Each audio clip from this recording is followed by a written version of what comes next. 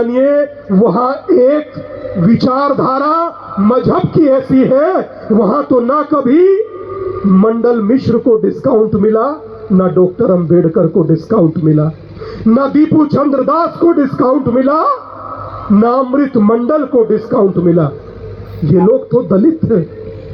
इससे आगे चलिए, ना राणा बैरागी को डिस्काउंट मिला, वो तो ठाकुर था। ना शाह चक्रवर्ती को डिस्काउंट मिला, वो तो ब्राह्मण था। वहां किसी को डिस्काउंट नहीं मिलता, ये याद रखिए।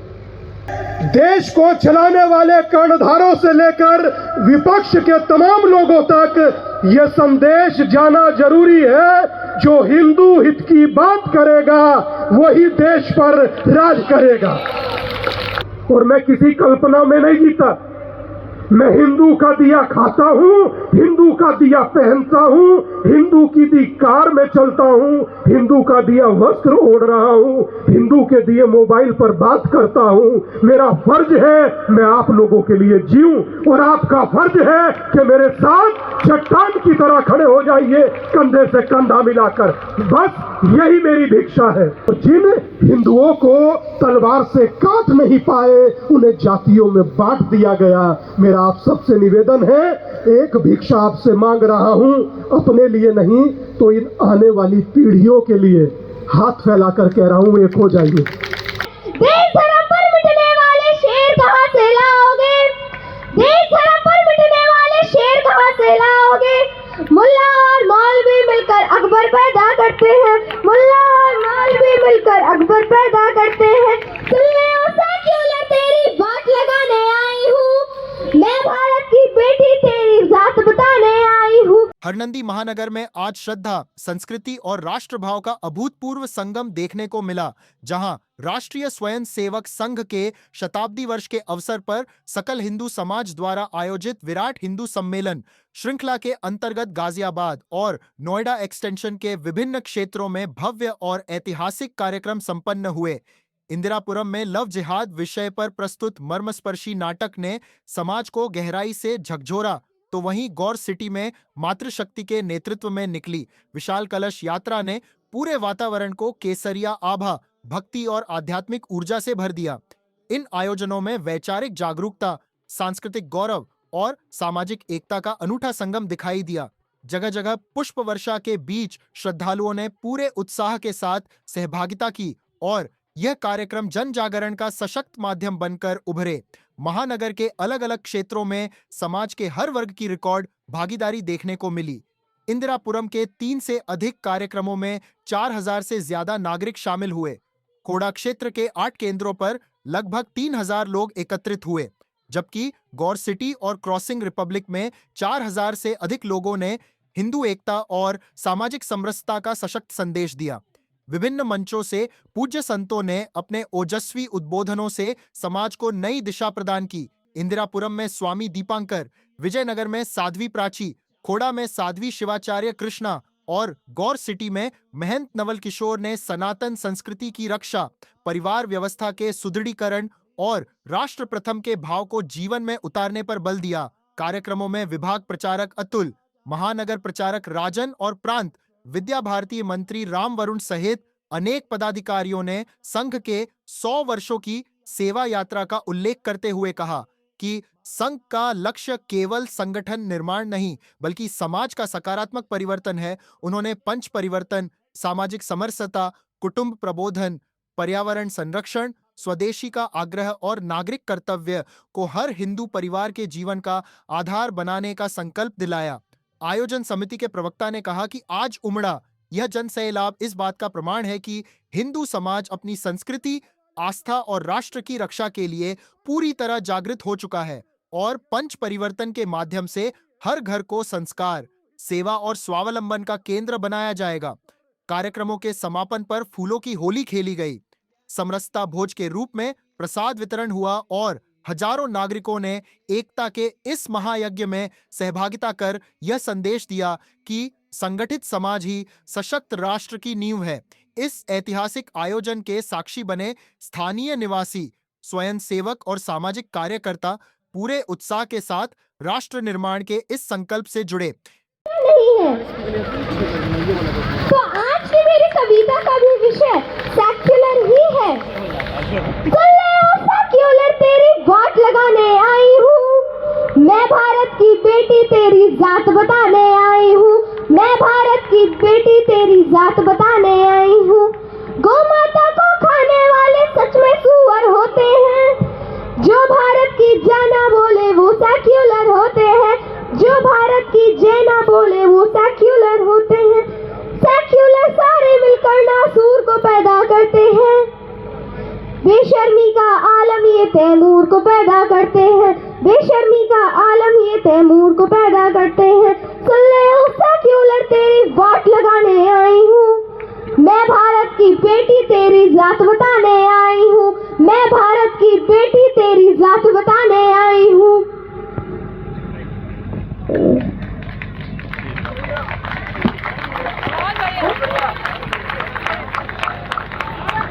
घोड़ा और गधा मिलते हैं खच्चर पैदा करते हैं, नाला नाली मिलते हैं तो मच्छर पैदा करते हैं। देश धर्म पर मिटने वाले शेर कहाँ से लाओगे, देश धर्म पर मिटने वाले शेर कहाँ से लाओगे।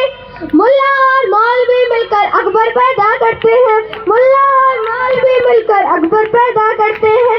सुन ले ओ सेक्युलर तेरी बात लगाने आई हूँ, मैं भारत की बेटी तेरी जात बताने आई हूँ, मैं भारत की बेटी तेरी जात बताने आई हूँ। बढ़ती आबादी को तुम बिल्कुल हल्के में लेते हो, मुस्लिम आबादी पर तुम कुछ भी कहने से डरते हो, मुस्लिम आबादी पर तुम कुछ भी कहने से डरते हो। राम के मंदिर जाने में तुम करते हो आनाकानी, नंबर 1 निकम्मे हो तुम दिल से हो पाकिस्तानी, नंबर 1 निकम्मे हो तुम दिल से हो पाकिस्तानी। जय श्री राम।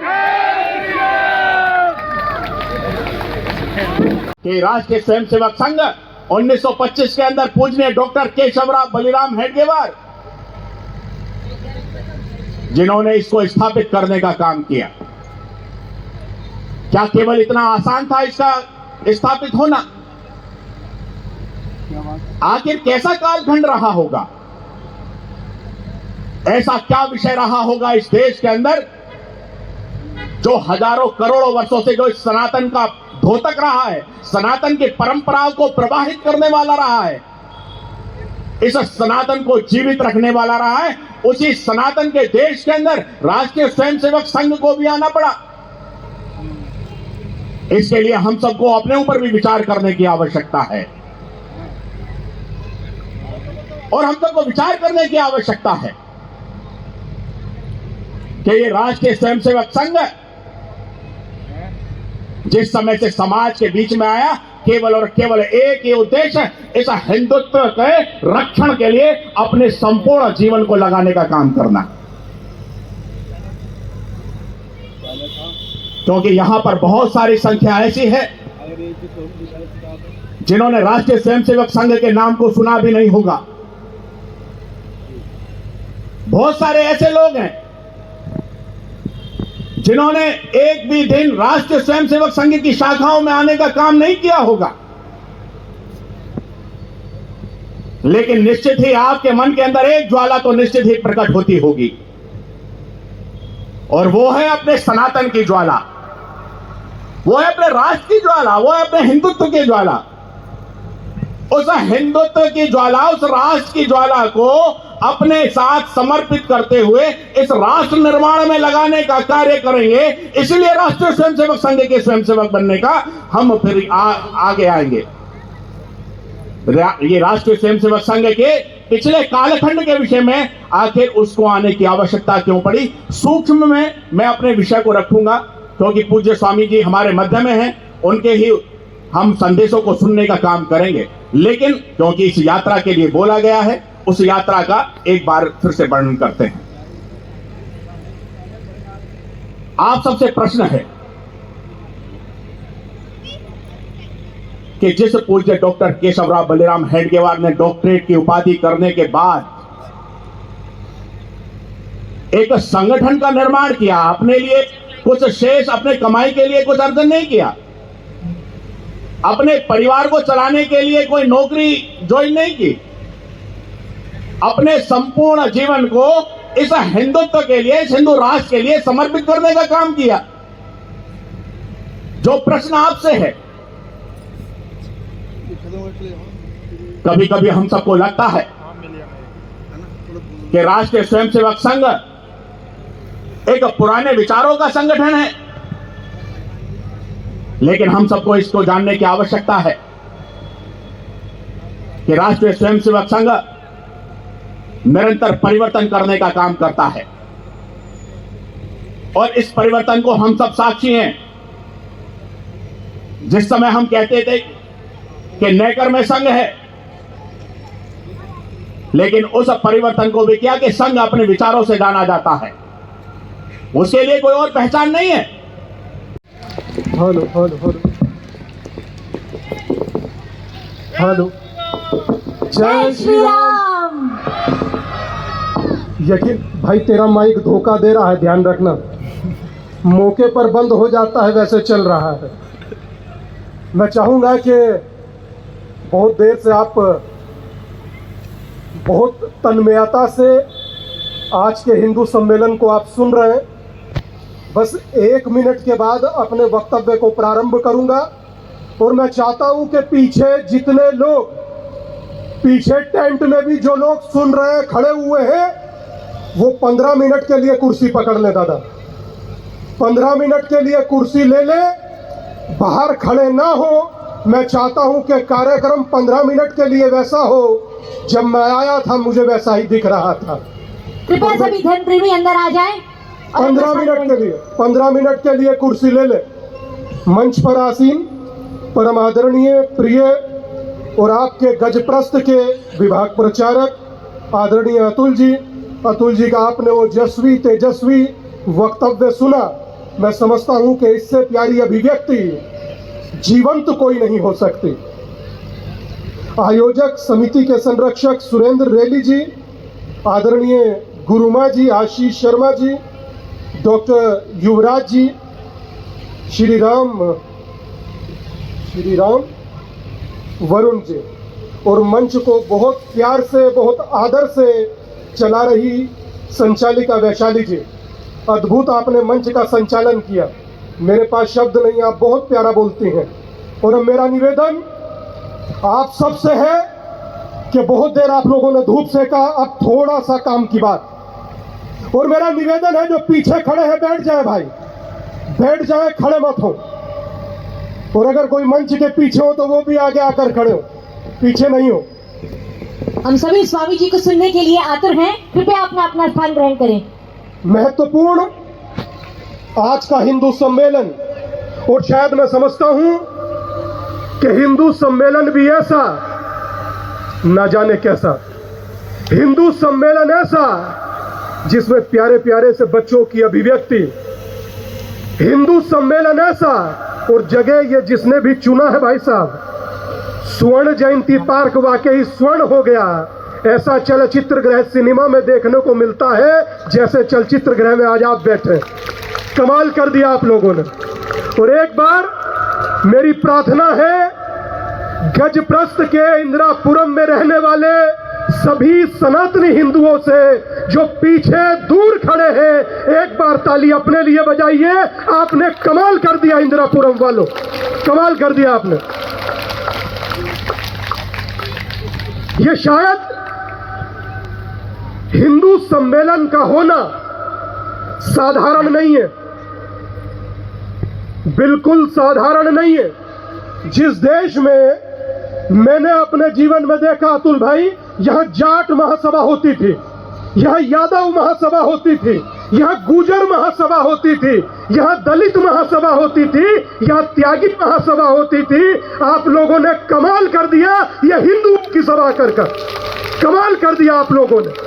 यह सच में साधारण नहीं है, यह असाधारण है। इस देश में देश को चलाने वाले कर्णधारों से लेकर विपक्ष के तमाम लोगों तक यह संदेश जाना जरूरी है, जो हिंदू हित की बात करेगा वही देश पर राज करेगा।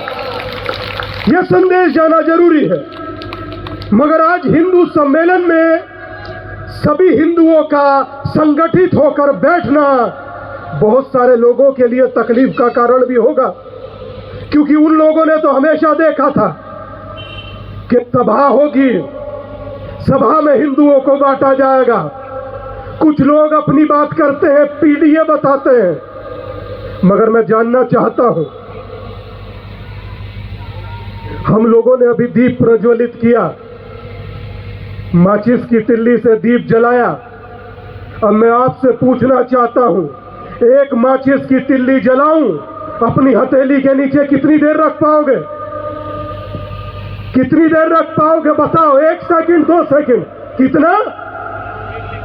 1 सेकंड। 1 सेकंड भी शायद नहीं रख पाओगे। माचिस भी फेंक दोगे और माचिस की तिल्ली भी फेंक दोगे। अब सोचो उस दीपू चंद्र दास के बारे में जिसे जीवित जला दिया गया। सोचिए उसके बारे में जिसे जीवित जला दिया गया और दूर बैठे नरभक्षी नारे लगा रहे थे। उस दीपू चंद्र दास का कसूर क्या था? क्या कसूर था उसका? सिर्फ हिंदू होना, सिर्फ हिंदू होना उसका कसूर था। और यकीन मानिए, अगर आप एक हो तो आप सुनामी के जैसे वेग हो, और अगर आप बटे हुए हो तो भाई साहब हो आप भी दीपू चंद्र दास ही, ये याद रखिएगा। और अगर आपको लगता है कि हमें कोई बचाने आएगा तो ये गलतफहमी दिमाग से निकालिए, कोई बचाने नहीं आएगा।